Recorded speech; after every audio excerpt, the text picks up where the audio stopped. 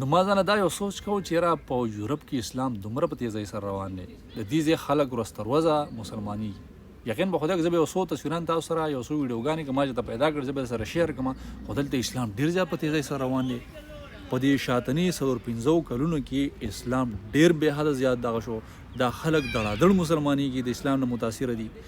اوس په دې خبره کې زموږ لپاره د خاطرې یو ګنټي ده او هغه خاطره زموږ لپاره څه ده؟ ګلونو راځئ د یو نوې خبرې نه خبروم. زه دا وخت په اټلی کې ما چې کله زه د پاکستان نه راتلم چې ایران بارډر ما کراس کړو که نه، نو په ایران کې ما دا یو خبره نوټ کړه چې هلته خلکو منځونه نه کول، خو اسلام ډېر زیات په های لیول سره و، په لو خلکو کې انصاف ډېر زیات و او په خلکو کې حسد بغض او کینه او پښتو ما نه چېرته نه ده لیدلې. بیا چې کله ترکي ته رالم که نه، نو په ترکي کې خلک ګوره ترکش خلک چې دی هغه مسلمانان دي، خو په جومات کې به ډېر کم په نظر باندې راتلو. ما چې د داسې خلک نه لیدلی چې یاره ترکش خلک زیاتتر په امام پسې شاته ولاړ دي، لغړ ګرځي، پرده کم کوي.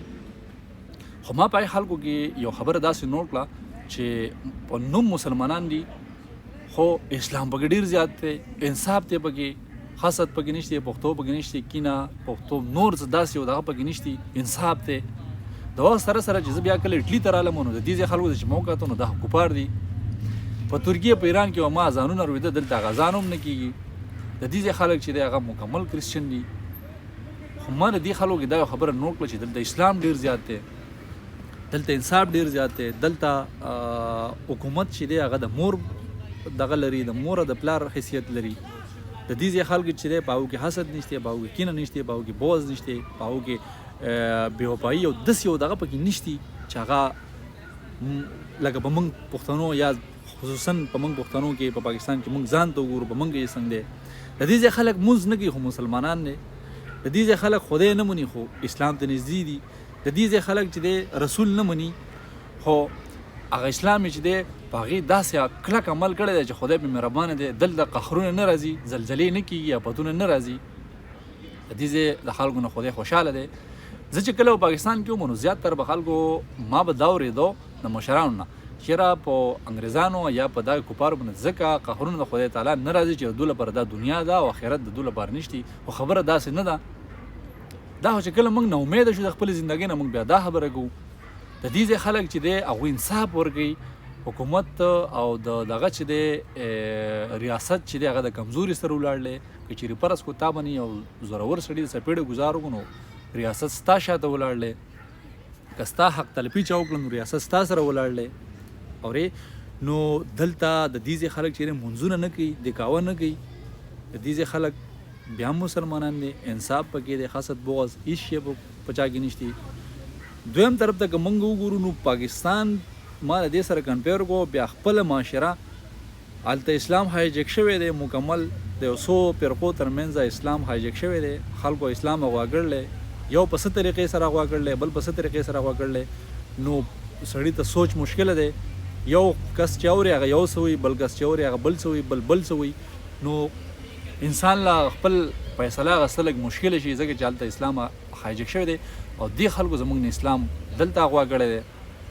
د پیغمبر علیه السلام چې کوم سنت و په هغې باندې کرات په مراد دې خلکو عمل کړی دی په مختلف قسم. زه به تاسو ته څه په ډیټیل ویم، تاسو ته یې پخپله پته ده، خو په هره شعبه کې چې وګورئ انصاف دی، پوره جانکاري ده. که په یو سیګنل باندې کمزوری به مخکې تېرېږي او ګاډي والا به هغه ته حق ورکوي. که چېرې فرض کړو داسې یو نور داسې مختلف شعبې موږ والو، د پیغمبر علیه السلام چې کم سنت دی هغه په دې خلکو کې ټول دي. صرف دوه خبرې دي پکې، یو لغړ ګرځي، دویم نمبر خبره دا ده چې پیغمبر نه مني. نو موږ به زیاتر دا پړاول په حدیثو کې هم دی، پیغمبر علیه السلام د خپل وینا مطابق چېرې په آخرني چې کوم قیامت ته نږدې وخت نو عیسی علیه السلام چې دی هغه به آسماني دنیا ته راځي او زموږ چې کوم هغه به د پیغمبر علیه السلام د امت نه او موږ چې کوم مسلمانان یو نو هغه به زموږ امام وي، موږ به هغه بسې یو.